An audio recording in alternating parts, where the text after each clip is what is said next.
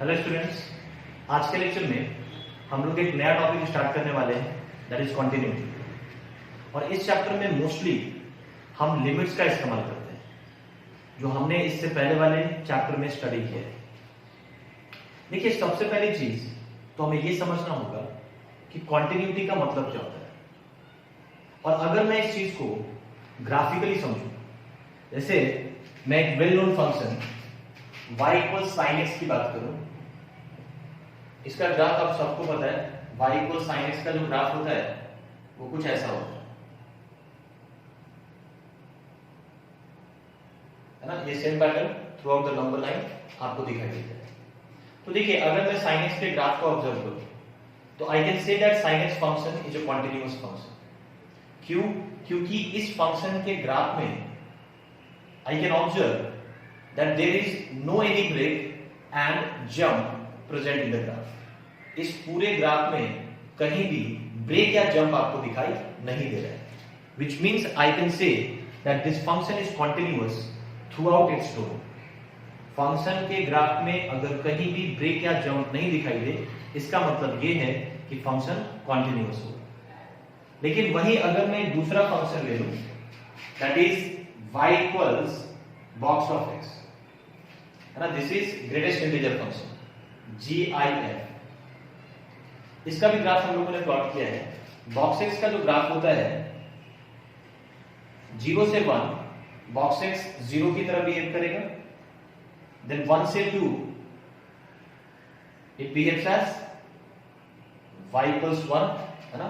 2 से 3 के बीच में अगर देखें तो it behaves as 2 and so on. इसी तरीके से आप throughout till infinity graph को प्लॉट कर सकते हैं। और अगर मैं पीछे की बात करूं तो -1 से 0 के बीच में बॉक्स एक्स -1 की तरफ बिहेव करता है, -2 से -1 it behaves as -2, and again इसके पीछे भी आप इसी तरीके से ग्राफ को प्लॉट कर सकते हैं। अब देखिए, इस बार ग्रेटेस्ट इंटीजर फंक्शन के ग्राफ में मैं क्या ऑब्जर्व करता हूं कि भाई ये ग्राफ कुछ पॉइंट्स पे ब्रेक कर रहा है। जैसे अगर मैं सबसे पहले x इक्वल्स 1 की बात करूं तो डेफिनेटली x इक्वल्स 1 पे बॉक्स एक्स का जो ग्राफ है वो ब्रेक कर रहा है ना। In fact it is showing a jump. आप देखो, 1 से पहले जो डेफिनेशन था इट वाज y इक्वल्स 0। 0 से 1 यानी 1 के पहले डेफिनेशन क्या था? y equals 0। लेकिन जैसे ही x की वैल्यू 1 के इक्वल हुई, फंक्शन जंप करके कहां पहुंच गया? 1 के ऊपर पहुंच गया। पहले 0 था और अब x इक्वल्स 1 पे वैल्यू क्या बन चुकी है? 1 के इक्वल बन चुकी है। यानी कहीं ना कहीं फंक्शन x इक्वल्स 1 पे एक जंप शो कर रहा है, ग्राफ वहां पे ब्रेक कर रहा है। तो what I can say that graph of greatest integer function, box x function का जो ग्राफ है वो x इक्वल्स 1 पे डिसकंटीन्यूअस होगा, है ना। It is not continuous at x equals 1।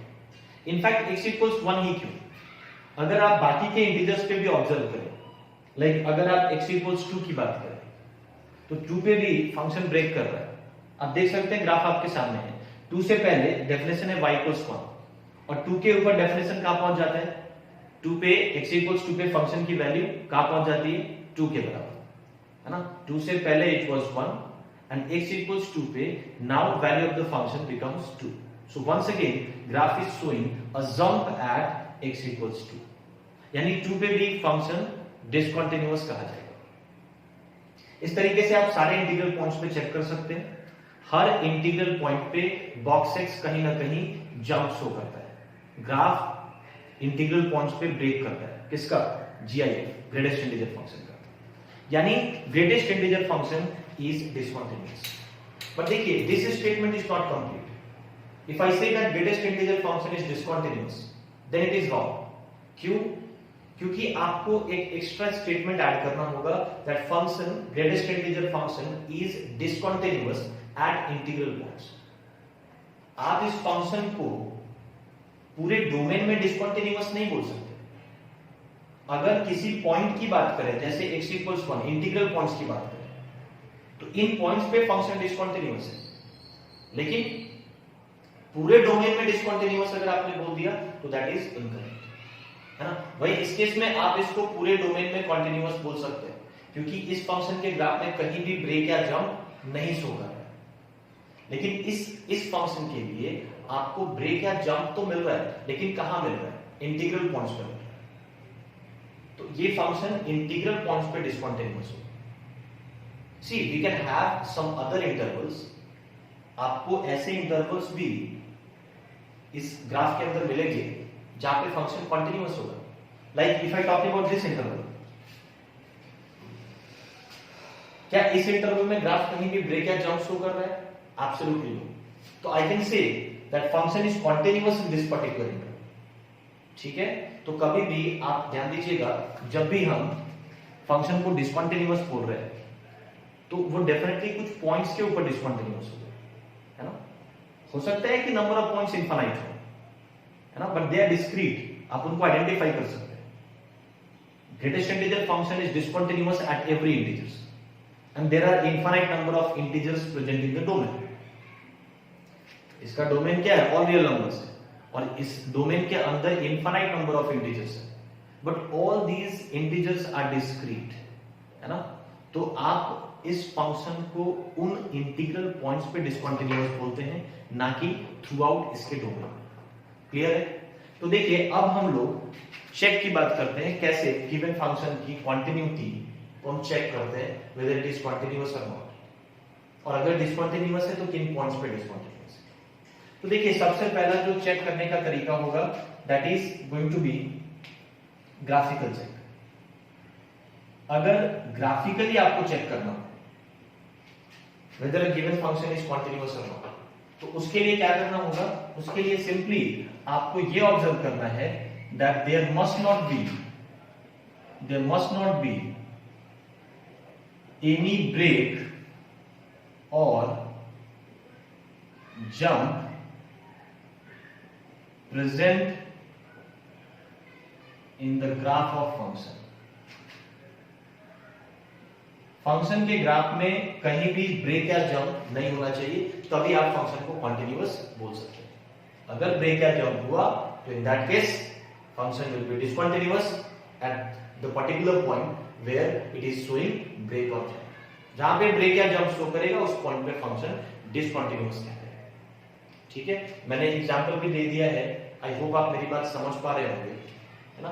देखो, नाम से भी मालूम पड़ता है कंटिन्यूटी, कंटिन्यूअस मतलब कहीं भी ब्रेक नहीं हो रहा है ना, चीजें लगातार हो रही, जैसे साइनस के केस में वही इसको ये कंटिन्यूअस नहीं, it is discontinuous but at integral points.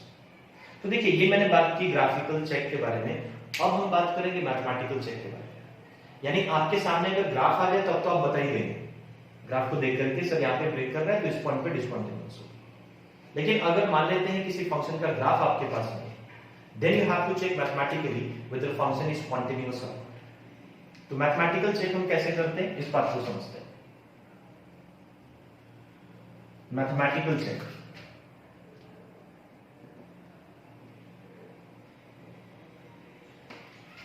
देखिए, मैथमेटिकल चेक समझने से पहले मैं आपको एक चीज बता दूं। हमारे पास जो चेक करने का मेथड है, कंटिन्यूटी चेक करने के लिए हमारे पास जो मेथड है, वो मेथड किसी पॉइंट पे एप्लीकेबल होता है। यानी आप किसी भी फंक्शन का कंटिन्यूटी किसी पॉइंट पे चेक करते हैं, लाइक x इक्वल्स a। अब कोई भी फंक्शन उसके डोमेन के अंदर इनफाइनाइट नंबर ऑफ पॉइंट्स होते हैं। अगर मान लो किसी फंक्शन का डोमेन 0 to infinity हुआ, तो 0 to infinity there are infinite number of real numbers present in that interval, है ना। इनफैक्ट अगर मैं एक छोटा सा इंटरवल लूं 0 to 1, तो इसके अंदर भी आपको पता है कि infinite number of real numbers are present. और मैं पैरेलली क्या बोल रहा हूं कि मैथमेटिकल चेक जो होता है वो पर्टिकुलर पॉइंट पे होता है, x equals a, x equals b, ऐसे कुछ पॉइंट्स पे ही आप कंटिन्यूटी चेक करते हैं।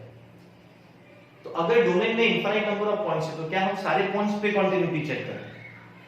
If I have to comment on continuity of a given function, अब क्या उसके डोमेन के हर पॉइंट पे आपको कंटिन्यूटी चेक करना है? द आंसर इज नो, क्योंकि ये प्रैक्टिकली पॉसिबल ही नहीं है। इनफाइनाइट पॉइंट्स पे आप कंटिन्यूटी कैसे चेक कर सकते हैं? तो सबसे पहली चीज हम ये समझेंगे कि वो कौन से पॉइंट्स हैं जहां पे हमें कंटिन्यूटी चेक करने की जरूरत है। ठीक है, तो देखिए इसके लिए सिंपल सा एक स्टेटमेंट हम लिख लेते हैं, ऐसा लिख लो, continuity must be checked at points, checked at, इसको ऐसा पॉइंट में हम लिखेंगे, ठीक है ना। फर्स्ट पॉइंट आप लिख सकते हैं, continuity must be checked at points where function changes its definition. ऐसे पॉइंट पे आप जरूर कॉन्टिन्यूटी चेक करेंगे जहां पे फंक्शन अपना डेफिनेशन चेंज करता है, ठीक है। And continuity must be checked at boundary points of domain, boundary points of domain, domain के बाउंड्री पॉइंट्स पे भी आपको कंटिन्यूटी चेक करना होता है। इन दो पॉइंट्स को आप टारगेट करेंगे, है ना। देखो ऐसा नहीं है दो ही पॉइंट में, हो सकता है किसी फंक्शन का डेफिनेशन तीन अलग अलग पॉइंट पे चेंज हो रहा है, तो तीनों पॉइंट पे आप चेक करेंगे। ऐसे सारे पॉइंट्स जहां पे फंक्शन का डेफिनेशन चेंज हो रहा है, या ऐसे पॉइंट्स जो डोमेन के बाउंड्री पॉइंट्स, जैसे मान लो अगर मैंने बोला 0 to 10 किसी फंक्शन का डोमेन, तो 0 और 10 जो है ये डोमेन के बाउंड्री पॉइंट्स हो गए, ठीक है ना। तो ऐसे बाउंड्री पॉइंट्स पे भी आपको फंक्शन की कंटिन्यूटी चेक करनी है। अब हम बात करते हैं कि ठीक है सर कहां पे चेक करना है, ये तो आपने बता दिया, कैसे चेक करना है इस पे बात करते हैं। तो देखिए कंटिन्यूटी हम कैसे चेक करते हैं, we have a very simple method और formula, you can say you have to check for this condition. पहले तो मैं ये लिख देता हूं, हम कंटिन्यूटी चेक कहां पे कर रहे हैं, we are checking continuity at x equals a। As I said continuity आप हमेशा किसी पॉइंट पे चेक करते हो, तो एट x इक्वल्स a अगर आपको कंटिन्यूटी चेक करना है तो left hand limit at x equals a must be equal to, at x equals a must be equals to right hand limit at x equals a and it is further equal to function at a। मतलब a पे function की जो value है उसके equal होना चाहिए left hand limit and right hand limit, है ना। एट x इक्वल से आपको LHL RHL फाइंड आउट करना है और इसकी जो वैल्यू है वो किसके इक्वल होनी चाहिए, पहले तो ये दोनों आपस में इक्वल होना चाहिए पहली चीज, और अगर ये दोनों आपस में इक्वल है तो किसके इक्वल होना चाहिए, फंक्शन एट a, यानी फंक्शन की value at x equals a उसके इक्वल होना चाहिए LHL और RHL। अगर ये कंडीशन कोई भी function at x equals a satisfy करता है then that function is said to be continuous at x equals a, है ना। x इक्वल्स a पे हम फंक्शन को कंटीन्यूअस बोल सकते हैं अगर ये कंडीशन सैटिस्फाई हुआ तो। अच्छा देखो कई बार क्या होता है कि आप इस कंडीशन को इस तरीके से भी लिखते हैं, LHL and RHL if at x equals a left hand limit and right hand limit both are equal, it simply means limit of the function exists at x equals a, है ना। a पे function की limit exist करेगी अगर LHL RHL equal है, तो ये बात हमने लिमिट्स में सीखा था, है ना।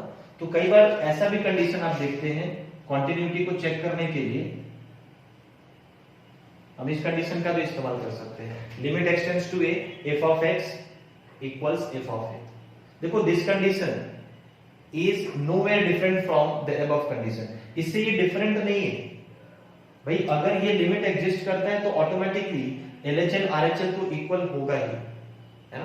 देखिए मैं इनफैक्ट ये भी आपको बता दूं कि कब हम लोग ये वाले कंडीशन को यूज करते हैं टू चेक कंटिन्यूटी और कब हम लोग इस वाले कंडीशन को यूज करते हैं। इनफैक्ट इट इज बेटर अगर मैं क्वेश्चन ले लूं।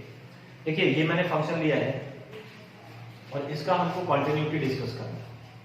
फंक्शन क्या गिवन है, function is x square plus 1 when x is greater than equals to 1 and function behaves as 2x when x is less than 1, है ना।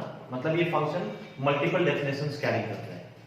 1 के बाद the definition is x square plus 1 और 1 से पहले द डेफिनेशन इज 2x। तो देखिए अगर इसकी कंटिन्यूटी चेक करनी है आपको, क्वेश्चन आपसे पूछा गया है डिस्कस कंटिन्यूटी, डिस्कस कॉन्टिन्यूटी। तो सवाल आता है कि कॉन्टिन्यूटी आप चेक कहां पे करें, क्योंकि देखो कुछ केसेस में तो क्वेश्चन सेटर आपको बता देता है that you have to check continuity at this particular point x = 0 x = 1। अगर गिवन है तब तो कोई प्रॉब्लम नहीं, लेकिन यहाँ पे आपको सिंपली बोला गया है कॉन्टिन्यूटी डिस्कस करने के लिए। अगर इस फंक्शन के डोमेन की बात करूं तो इस फंक्शन के डोमेन में सारे रियल नंबर्स हैं। 1 और 1 से बड़ी वैल्यूज यहाँ से मिल जाएंगी और 1 से छोटी वैल्यूज यहाँ से मिल जाएंगी, यानी ये फंक्शन पूरे नंबर लाइन पे डिफाइंड है। तो अब सवाल आता है कि कॉन्टिन्यूटी आप कहाँ पे चेक करेंगे। तो एज आई सेड, कॉन्टिन्यूटी आप ऐसे पॉइंट्स पे चेक करते हैं जहां पे फंक्शन अपना डेफिनेशन बदल रहा हो। तो आप आसानी से बता सकते हैं कि वो कौन सा पॉइंट है जहां पे फंक्शन का डेफिनेशन चेंज हो रहा है। दैट इज डेफिनेटली x = 1, यानी हम x = 1 पे कॉन्टिन्यूटी चेक करेंगे। अब देखिए, हम चर्चा कर रहे थे कि इन दो कंडीशंस में दोनों ही कॉन्टिन्यूटी चेक करने के लिए हम इस्तेमाल करते हैं, दोनों का मतलब भी सेम है, लेकिन कब कौन सा वाला यूज करना है इस पे हम डिस्कशन करेंगे ना। उसके लिए ही मैंने ये क्वेश्चन दिया। देखिए, आपको लिमिट्स पढ़ाते वक्त मैंने बोला था लेफ्ट हैंड लिमिट और राइट हैंड लिमिट कब आपको सेपरेटली फाइंड आउट करनी होती है। अगर मान लेते हैं limit x tends to a f(x) given है, तो कब आप LHL RHL अलग अलग फाइंड आउट करते हैं। मैंने बताया था कि जब भी f(x) a के अबाउट अपना डेफिनेशन बदल रहा हो, ऐसे केसेस में you have to find out LHL RHL separately. तो यहां पे अगर आप x = 1 पे इस तरीके से लिखने जाओगे, अगर मैं इसके अकॉर्डिंग हूं तो मेरा कंडीशन क्या होगा, मुझे ये चेक करना होगा limit x tends to 1 f(x) it must be equals to f(1)। अगर ऐसा है तो फंक्शन कॉन्टिन्यूअस है, यही चेक करना होगा। लेकिन देखिए, इसको फाइंड आउट करने के लिए ना ऑटोमेटिकली आपको LHL RHL अलग अलग फाइंड आउट करना होगा, क्योंकि 1 के अबाउट इस फंक्शन का डेफिनेशन चेंज कर रहा है।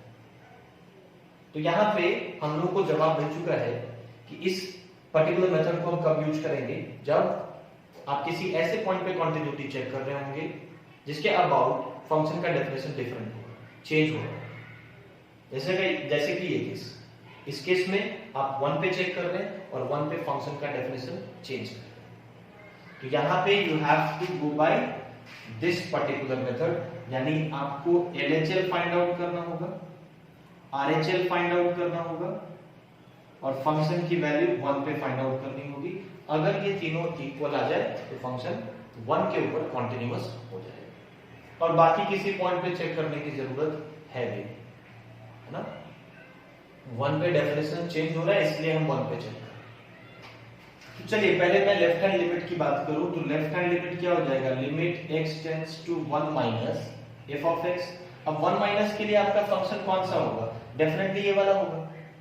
1 माइनस का मतलब क्या है, आप x = 1 को लेफ्ट साइड से अप्रोच कर रहे हैं, मतलब जो वैल्यूज आपको मिलेगी वो 1 से छोटी होगी।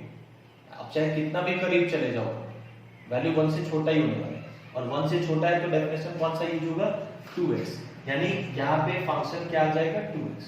अब देखो, कोई इंडिटरमिनेट फॉर्म नहीं, मोस्टली ऐसा ही होता है ना। लिमिट यूज तो कर रहे हैं आप, लेकिन ऐसा नहीं है कि आपको हर बार इंडिटरमिनेट फॉर्म मिलेगा और आपको लिमिट इवैल्यूएट करनी। This is not an indeterminate form. इस पर्टिकुलर लिमिट को इवैल्यूएट करने के लिए आप सिंपली x की वैल्यू 1 रख दो, है ना।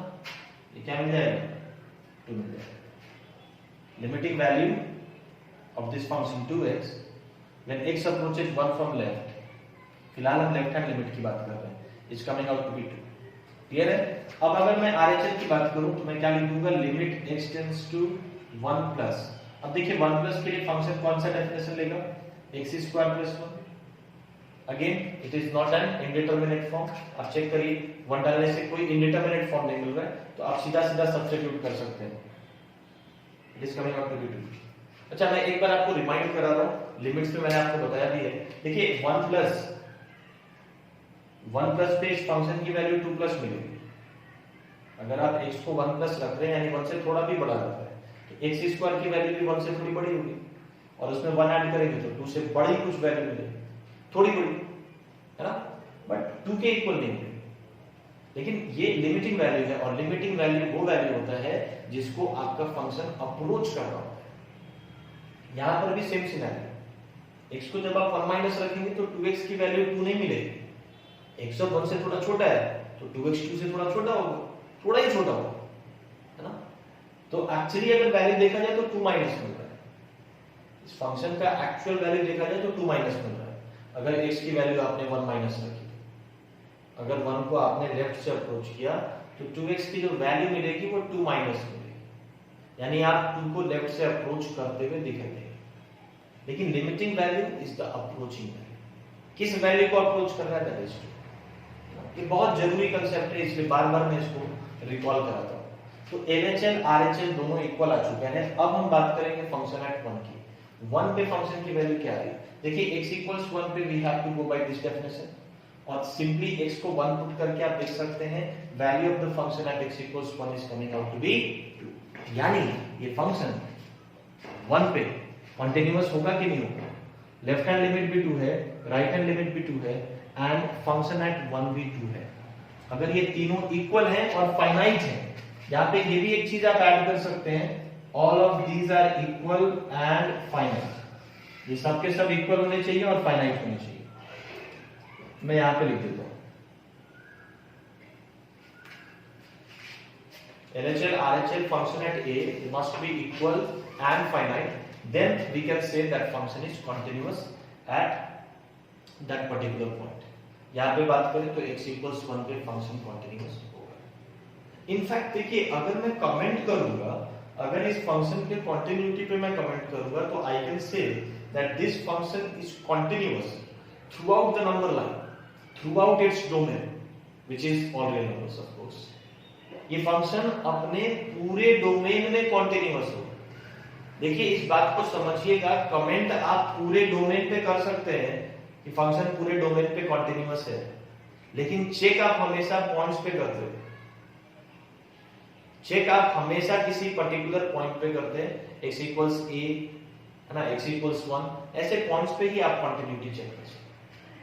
कमेंट करना है तो यू कैन कमेंट। अब आपने एक ही पॉइंट था सस्पेक्टेड x = 1, जहां पे डेफिनेशन बदल रहा था, उस सस्पेक्टेड पॉइंट पे 1 पे मुझे शक था कि फंक्शन डिसकंटीन्यूअस हो सकता है, क्योंकि वहां पे डेफिनेशन चेंज होता है। लेकिन उस सस्पेक्टेड पॉइंट पे मैंने फंक्शन की कंटिन्यूटी चेक की और वहां पे भी फंक्शन कंटीन्यूअस निकला, तो अब मैं बोल सकता हूं that this function is continuous through out the number line, through out its domain. तो देखिए यहाँ पे एक चीज और था जो हम लोग ध्यान दे रहे थे, इन दोनों मेथड में कब कौन सा यूज करना है। तो अब आप समझ पा रहे होंगे कि इस मेथड को हम कब यूज करते हैं, जब डेफिनेशन चेंज हो रहा होता है ना। अब देखिए दूसरा एक क्वेश्चन मैं ले रहा हूं, सिंपल क्वेश्चंस ले रहा हूं जस्ट फॉर योर अंडरस्टैंडिंग। अगर मान लो ऐसा कोई फंक्शन गिवन है,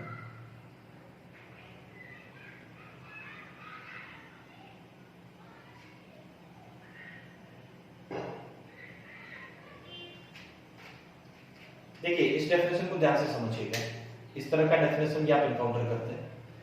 फंक्शन x² + 1 की तरह बिहेव करेगा कब, एट एवरी x एक्सेप्ट 1।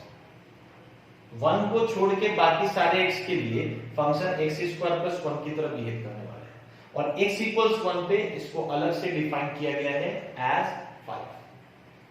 ठीक है क्या, x² + 1 when x is any real number other than x = 1 छोड़ करके बाकी सारे रियल वैल्यूज के लिए आपको ये डेफिनेशन फॉलो करना है। x = 1 पे फंक्शन का डेफिनेशन क्या हो जाएगा, 5 हो जाएगा। तो अब देखिए यहाँ पे 1 के बाद और 1 के पहले क्या डेफिनेशन डिफरेंट है, आंसर इज नो। 1 के बाद भी डेफिनेशन x² + 1 है और 1 के पहले भी डेफिनेशन x² + 1 ही होगा।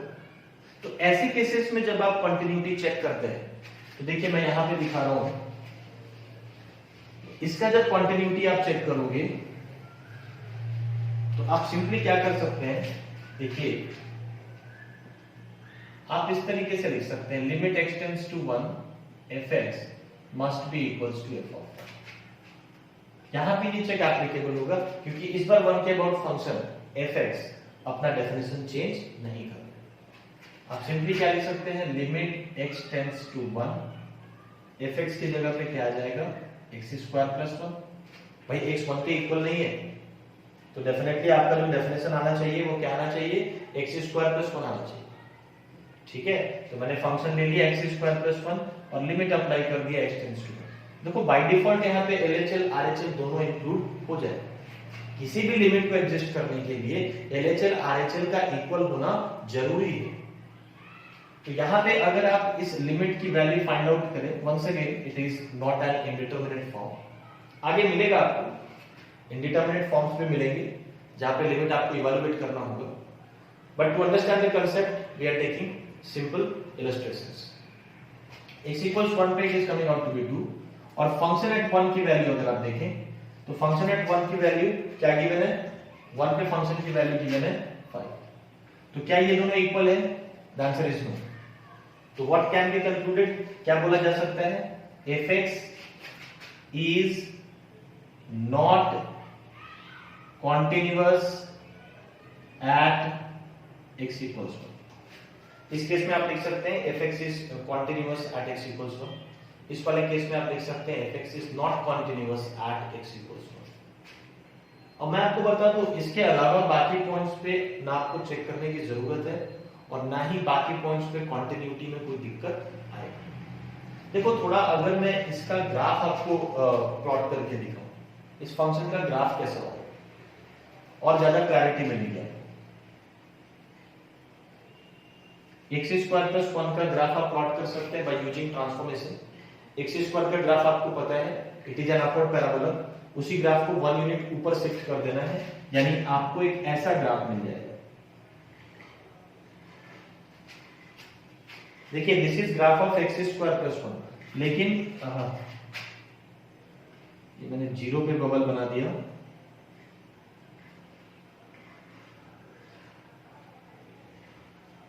अब ठीक है, ये जो बबल मैंने बनाया है ये मैंने x इक्वल्स 1 पे बनाया है, बिकॉज आपको पता है कि x इक्वल्स 1 पे ये डेफिनेशन वर्क नहीं करे। तो x इक्वल्स 1 के करस्पॉन्डिंग जो पॉइंट आपको ग्राफ में दिखाई दे रहा है उसको मैंने हटा दिया। अच्छा अगर मैं आपसे पूछूं कि इस बबल की हाइट क्या है, आंसर इज 2 है ना। अगर मैं इस डेफिनेशन के अकॉर्डिंग जाऊं तो x इक्वल्स 1 पे मुझे वैल्यू क्या मिलती है, 2 मिलती है। तो डेफिनेटली उसी वैल्यू को तो आपने बबल कर दिया। मतलब अगर x इक्वल्स 1 आप यहां नहीं डाल सकते तो इस फंक्शन की वैल्यू यानी y की वैल्यू 2 के इक्वल भी नहीं हो सकती है ना। तो इसलिए x इक्वल्स 1 के करस्पॉन्डिंग ग्राफ पे जो पॉइंट मिला उसको मैंने बबल कर दिया। अब x इक्वल्स 1 पे function is exclusively defined as 5। अब देखो थोड़ा 5 के लिए यहां पे जाना पड़ेगा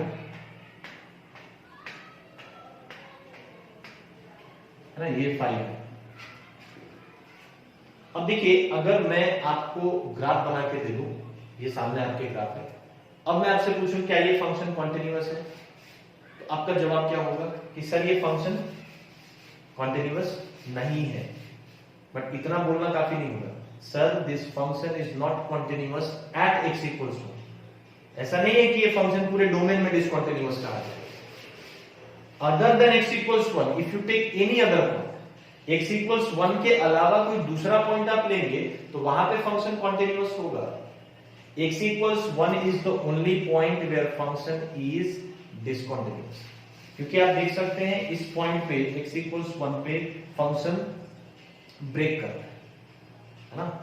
यहाँ पे एक ब्रेक आप देख सकते हैं ग्राफ के अंदर, तो डेफिनेटली x इक्वल्स 1 पे फंक्शन डिसकंटिन्यूअस होगा। और अदर पॉइंट्स x इक्वल्स 0 की अगर बात करें तो x इक्वल्स 0 पे क्या कॉन्टिन्यूटी में कोई दिक्कत है, the answer is.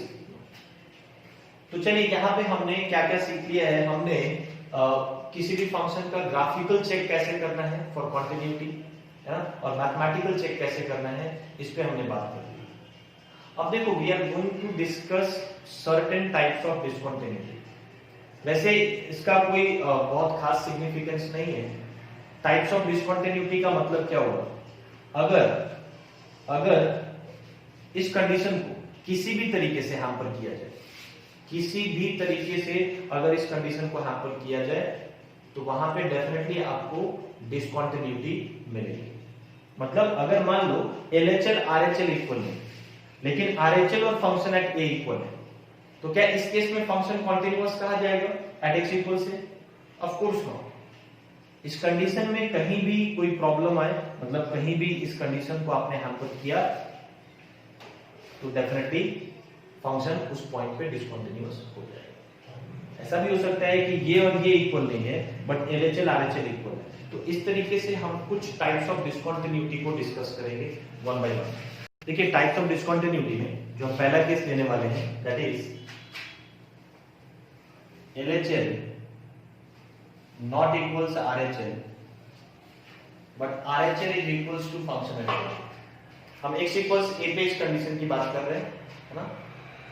Left hand limit right hand limit they are not equal, but RHL जो है वो फंक्शन एट a के इक्वल है। देखिए इसको अगर हम लोग ग्राफ से समझने की कोशिश करें, ये मैंने x और y एक्सिस बना लिया है, ऐसा मान लो तुम्हारे सामने ग्राफ है।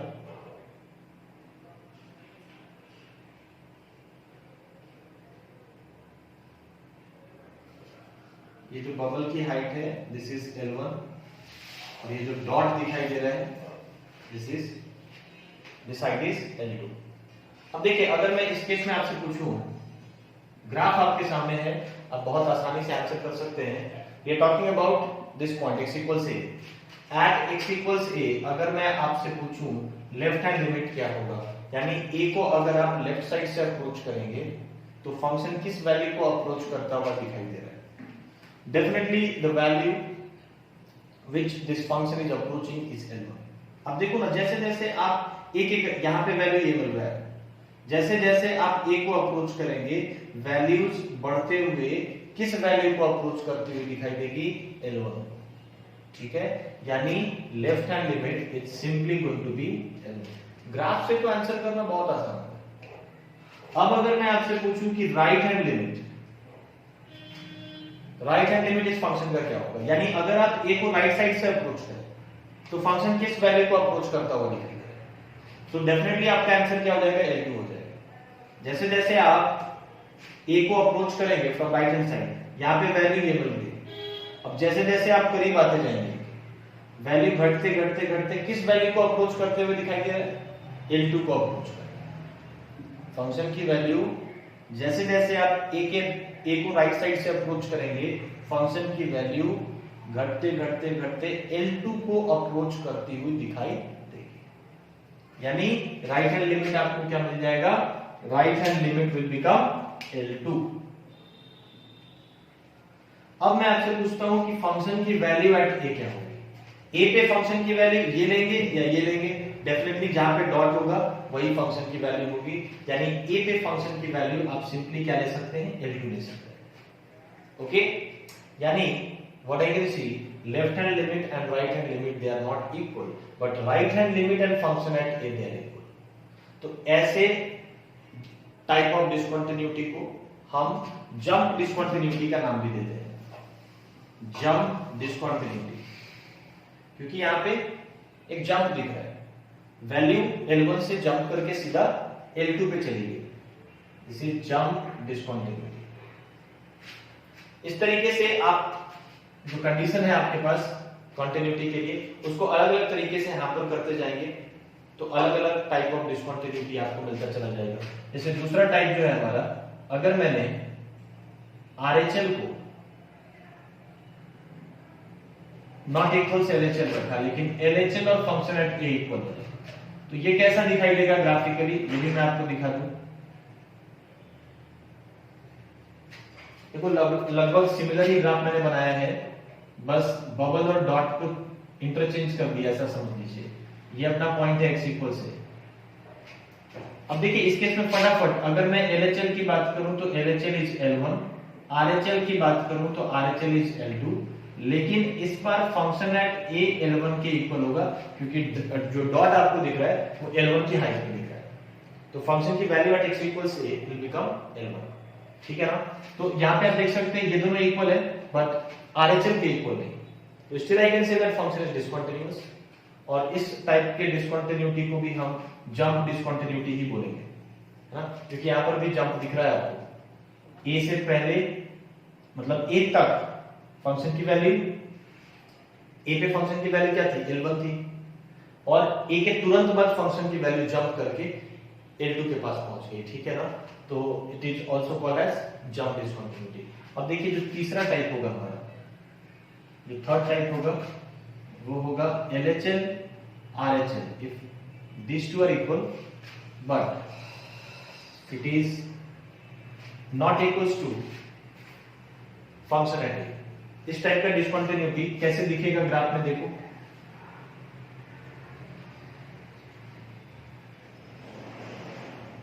ये बबल का हाइट L1 है और ये डॉट L2 हाइट पे है, ठीक है ना।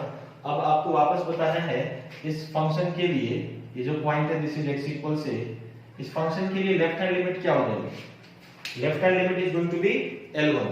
अगर x a को लेफ्ट साइड से अप्रोच करेगा तो आपका फंक्शन L1 को अप्रोच करता हुआ दिखाई देगा, so that is the limiting value, left hand limit of this function, है ना, एट x इक्वल्स a। और अगर मैं राइट हैंड लिमिट की बात करूं, यानी अगर x a को राइट साइड से अप्रोच कर रहा है तो फंक्शन किस वैल्यू को अप्रोच कर रहा है, वापस L1 को ही अप्रोच कर रहा है ना। ग्राफ आपके सामने है, आप आसानी से ऑब्जर्व कर सकते हैं। If you approach a from right, value of the function will approach L1, है ना, और फंक्शन जिस वैल्यू को अप्रोच करते हुए दिखती है वही आपका लिमिटिंग वैल्यू होता है। Now if I talk about value of function at a पे फंक्शन की वैल्यू अगर मैं आपसे पूछ दूं तो that is going to be L2, है ना। a पे फंक्शन की वैल्यू क्या मिल रही है, L2 मिल रही है। तो कहीं ना कहीं ऐसा सिनेरियो है, left hand limit right hand limit तो इक्वल है, लेकिन फंक्शन की value at a is equals to L2, ठीक है।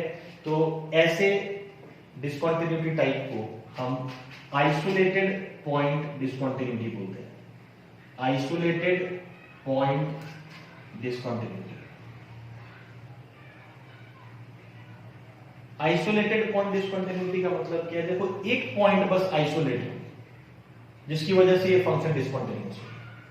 अगर मैं इस डॉट को उठा करके इस बबल के साथ कोइंसाइड कर दूं, मतलब a पे भी फंक्शन की वैल्यू L1 के बराबर कर दूं तो ये फंक्शन कंटीन्यूअस हो जाता है। That is why it is called as isolated point discontinuity. मतलब ग्राफ पे एक पॉइंट बस आइसोलेट हो गया जिसकी वजह से आपका फंक्शन डिसकंटिन्यूअस हो गया। Discontinuous at x equals a, जरूर याद रखिए इस चीज को। ये पूरे डोमेन में डिसकंटिन्यूअस नहीं हुआ, x इक्वल्स a पे डिसकंटिन्यूअस हुआ। हम पॉइंट पे ही कंटिन्यूटी चेक करेंगे और पॉइंट पे ही कमेंट करेंगे कंटिन्यूअस है या नहीं, है ना।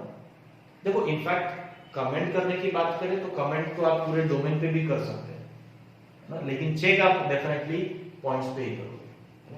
ये तो हम बोलते ही है कि sin x is continuous throughout its domain, which is all real numbers। लेकिन चेक करने की बात आएगी तो हम किसी पॉइंट पे ही चेक करेंगे, सारे रियल नंबर्स पे चेक नहीं करेंगे। एनीवेज, अब देखिए फोर्थ टाइप की जो डिसकंटिन्यूटी है वो ऐसा है। कई बार आपको ऐसा दिखता है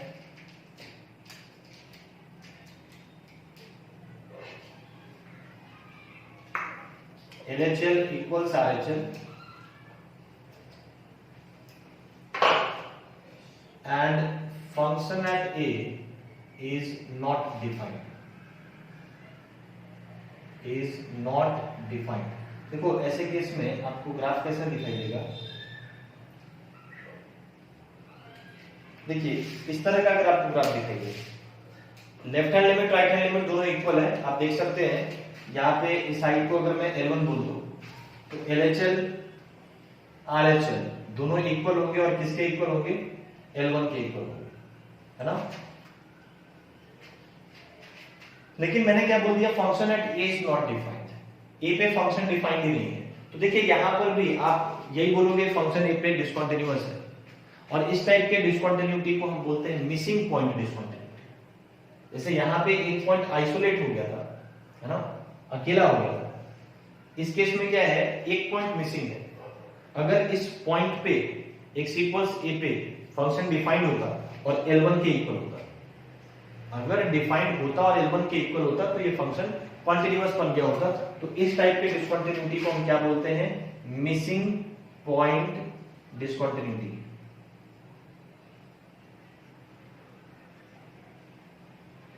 Again, I'm repeating, the function is discontinuous at x equals a, but it is continuous at remaining points. जैसा आप ग्राफ को देख सकते हैं, इसके अलावा बाकी हर पॉइंट पे इट इज कॉन्टिन्यूअस। देखिए, ये मैं आपको इसलिए बता रहा हूँ क्योंकि किसी एग्जाम में मान लो ऐसा पूछ दिया, एक फंक्शन का आपने कंटिन्यूटी चेक किया and function is found to be discontinuous at certain point, है ना। लेकिन अगर ऑप्शन में ये डाल दिया गया कि function at x equals a is showing jump discontinuity या आइसोलेटेड पॉइंट डिसकंटिन्यूटी, तो क्या ये ऑप्शन करेक्ट है या इनकरेक्ट है? ये पता करने के लिए आपको देखना होगा कि फंक्शन अगर डिसकंटिन्यूअस है तो किस कारण की वजह से, इस कारण की वजह से डिसकंटिन्यूअस हुआ, इसकी वजह से हुआ, इसकी वजह से हुआ या इसकी वजह से, है ना। तो इस तरीके से आप टाइप डिसाइड कर सकते हैं। ये दोनों को मैंने जंप डिसकंटिन्यूटी का नाम दिया, इसको मैंने आइसोलेटेड पॉइंट डिसकंटिन्यूटी का नाम दिया और इसको मैंने नाम दिया मिसिंग पॉइंट डिसकंटिन्यूटी। तो अब हम कंटिन्यूटी पे क्वेश्चन सॉल्व करेंगे। ये हमारे सामने एक फंक्शन है जिसके तीन डेफिनेशंस हैं, a sin x minus cos x from 0 to pi by 2 and then 2b cos 2x plus sin x from pi by 2 to pi, and then the third definition is a plus 1 tan pi by 4 plus x when x belongs to pi to 3 pi by 2। ठीक है, तो अब बोला क्या गया है कि this function is continuous at x equals pi by 2 and pi।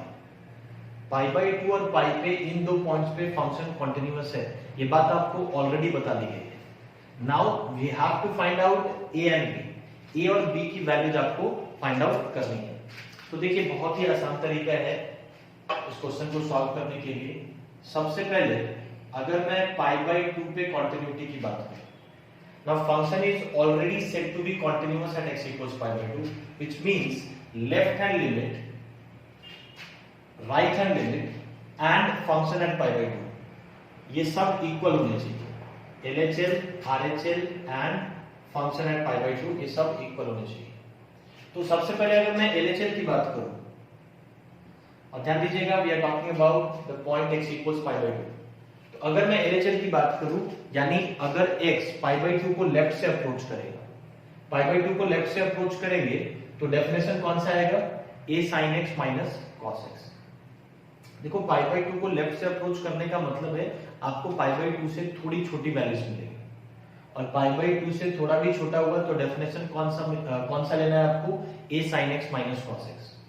यानी लेफ्ट हैंड लिमिट को आप सिंपली इस तरीके से लिख सकते हैं, limit x tends to pi by 2 minus, और डेफिनेशन आप कौन सा लेंगे, a sin x minus cos x। Clear है क्या? अब देखिए, x को सीधा सीधा पाई बाई 2 आप पुट कर सकते हैं क्योंकि यहाँ कोई इंडिटरमिनेट फॉर्म नहीं है, तो ये सिंपली क्या बन जाएगा, a into sin pi by 2 will become 1 and cos pi by 2 will become 0, यानी left hand limit is coming out to be a। अब राइट हैंड लिमिट की अगर बात करें तो राइट हैंड लिमिट के लिए क्या करना होगा, now x is approaching pi by 2 from right. अब आप pi by 2 को राइट से अप्रोच कर रहे हैं तो आपको वैल्यूज कैसे मिलेगी, pi by 2 से थोड़ी बड़ी मिलेगी। pi by 2 प्लस का मतलब क्या है, we are talking about right reverse of pi by 2, यानी pi by 2 से थोड़ी बड़ी वैल्यू जब आपको मिलने वाली है तो डेफिनेटली अब जो डेफिनेशन आप लेंगे वो कौन सा लेंगे, ये वाला डेफिनेशन लेंगे। यानी आप फंक्शन को 2b cos 2x plus sin x ऐसा लिख सकते हैं। Again you can simply substitute, x की जगह pi by 2 रख दीजिए क्योंकि कोई इंडिटरमिनेट फॉर्म नहीं है आपके पास, तो सिंपली सब्स्टिट्यूशन वर्क करता है। x को अगर आप pi by 2 रखिए तो ये cos pi हो जाएगा, cos pi की वैल्यू -1 होती है, ठीक है, तो दिस बिकम्स -2b, और यहाँ पे x को pi by 2 रखेंगे तो ये 1 के इक्वल हो जाएगा, यानी right hand limit is coming out to be -2b + 1। और देखिए, फंक्शन एट pi by 2 की अगर बात करें तो function at pi by 2 because we have equality here, यहाँ पे इक्वालिटी है, इसका मतलब x इक्वल्स pi by 2 पे भी आपको सेम डेफिनेशन लेना है, तो फंक्शन एट pi by 2 भी ये सेम मिलेगा। भाई इसके लिए भी राइट हैंड लिमिट के लिए भी तो तुमने यही किया है, x को pi by 2 सब्स्टिट्यूट किया, रिप्लेस किया, और फंक्शन एट pi by 2 का मतलब भी सेम है। अगर डेफिनेशन वही है तो x को pi by 2 रख के जो वैल्यू मिलेगी वही फंक्शन एट pi by 2 होगी, यानी function at pi by 2 and RHL they are already equal. अब इसको LHL के इक्वल कर देना होगा, तभी तो पाई बाय 2 पे फंक्शन कॉन्टिन्यूअस हो। तो यहां से एक कंडीशन आपको मिल जाता है। और फिर इसी तरीके से अगर आप x इक्वल्स पाई पे कॉन्टिन्यूटी की बात करें तो once again we have to find out LHL, left hand limit. Pi के लेफ्ट में डेफिनेशन कौन सा होगा? यही वाला होगा। If you are approaching left hand limit आप ऐसे लिखेंगे, if you are approaching pi from left, x की वैल्यू पाई को लेफ्ट साइड से अप्रोच कर रही, मतलब वैल्यूज पाई से थोड़ी छोटी हो, उसी को हम लोग पाई माइनस लिखते हैं। तो डेफिनेशन पाई से छोटी वैल्यूज के लिए ये होने वाला है, ठीक है। तो मैंने यहाँ पे लिख दिया 2b cos 2x plus sin x। Again आप सिंपली सब्स्टिट्यूट करेंगे तो आपको मिल जाएगा, x की जगह पे पाई रखेंगे, cos 2 पाई की वैल्यू 1 होती है तो ये 2b बन जाएगा, और sin पाई की वैल्यू 0 होती है तो left hand limit is coming out to be 2b। Right hand limit की अगर बात करें, राइट हैंड लिमिट का मतलब हुआ कि अब x पाई को राइट साइड से अप्रोच करेगा, x tends to pi plus, ठीक है क्या। अब पाई प्लस के लिए डेफिनेशन कौन सा होगा? पाई प्लस का मतलब है पाई से बड़ी वैल्यूज, थोड़ी बड़ी, है ना। तो थोड़ा भी बड़ा हो गया तो डेफिनेशन इस ये वाला कंसीडर करना है, यानी यहाँ पे आप लिख देंगे a+1 into tan pi by 4 plus x, ठीक है। पाई बाई 4 के बाद वाला डेफिनेशन मैंने पिक किया। Again, to find out the limiting value, you simply have to substitute x as pi. तो x की जगह पाई रख दें तो ये बन जाएगा tan pi plus pi by 4. tan pi plus pi by 4 is tan pi by 4. क्योंकि pi plus pi by 4 third quadrant का एंगल है, तो सिंपली आप उसको tan pi by 4 लिख सकते हैं, which is 1, यानी राइट हैंड लिमिट आपको क्या मिल गया? a+1 के इक्वल मिल गया। और फंक्शन एट पाई की अगर बात करें तो आप देख सकते हैं फंक्शन एट पाई डेफिनेशन कौन सा लेंगे? इक्वालिटी यहाँ पे दिख रही है, यानी अगेन ये वाला डेफिनेशन आपको यूज करना है x इक्वल्स पाई के लिए। तो सीधा x इक्वल्स पाई आप यहाँ पे पुट करेंगे तो वैल्यू आपको सेम मिलेगी RHL के इक्वल, सॉरी LHL के इक्वल, क्योंकि LHL के लिए भी आपने वही फंक्शन लिया था और ये लिमिटिंग वैल्यू निकालने के लिए आपने x को पाई सब्स्टिट्यूट किया था, और यहाँ पे फंक्शन एट पाई के लिए भी आपको यही फंक्शन लेना है और x की जगह पे यू हैव टू पुट पाई। तो f ऑफ पाई LHL के इक्वल हो जाएगा, दैट इज 2b। अब ये दो तो इक्वल है ही, अगर फंक्शन को x इक्वल्स पाई पे कंटीन्यूअस होना है जैसा कि ऑलरेडी गिवन है, तो इन दोनों वैल्यूज को इक्वल होना होगा, यानी 2b must be equals to a+1। तो ये देखिए, ये आपका सेकंड इक्वेशन हो जाएगा और ये आपका फर्स्ट इक्वेशन है। यहां से a की वैल्यू आप उसमें सब्स्टिट्यूट कर सकते हैं। a और b में दो इक्वेशन है, a और b की वैल्यू आप किसी न किसी तरीके से फाइंड आउट कर सकते हैं। तो देखिए यहाँ पे अगर मैं a की जगह पे 1 - 2b रख दूं, ठीक है क्या, तो ये यहां से मिल जाता है 4b = 2, यानी b आपको हाफ मिल जाएगा। और a की वैल्यू अगर देखें, b अगर हाफ है तो a की वैल्यू आपको 0 के इक्वल मिल जाएगी, ठीक है क्या। यानी इस तरीके से आप क्वेश्चन को सॉल्व कर सकते हैं, है ना। सिंपली आपके पास फंक्शन थे, तीन डेफिनेशंस थे और आपको फंक्शन पाई बाय 2 और पाई पे कॉन्टिन्यूअस गिवन था, and then we have to find out values of a and b, ठीक है ना। तो आई होप ये सारी चीजें आप समझ पाए होंगी। आज के लेक्चर को मैं यहीं पे खत्म करता हूँ। Thank you very much.